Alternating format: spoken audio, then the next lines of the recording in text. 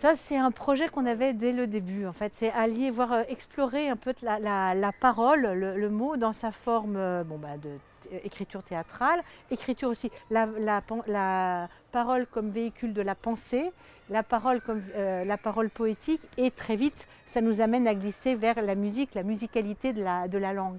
Donc c'est quelque chose que nous avons proposé dès l'ouverture du théâtre, qui s'était un petit peu assoupi. Parce qu'on n'aimait pas faire les choses pour les faire perdurer. Et là, avec l'arrivée de Alizée Bingolu, qui elle-même, elle est actrice, mais également chanteuse, musicienne, et donc elle a créé une mise en réseau de responsables artistiques de soirée. Et donc, elle confie à plusieurs artistes, cette année c'était Emmanuel Campo, Marie Nachuri, Charlie Marty, elle leur confie une soirée dans laquelle eux-mêmes peuvent inviter d'autres artistes. C'est-à-dire qu'en fait, ça nous fait une ouverture sur 3 esthétiques très différentes qui sont reliées aux 3 grâce à la personnalité d'Alizée qui est partie à tous nos projets artistiques.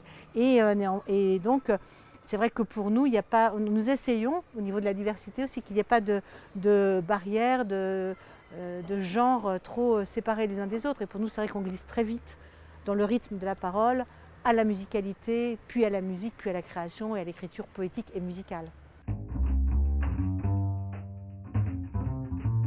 Le compagnonnage, c'est un projet qui est né déjà, qui a déjà plusieurs promotions. Je crois que c'est la 7e promotion de Compagnons. Donc pendant 2 ans, nous proposons, c'est une réunion de compagnie. Parce ce qui nous caractérise aussi au niveau de la diversité probablement, c'est aussi le fait de pouvoir fédérer des artistes différents autour de nous.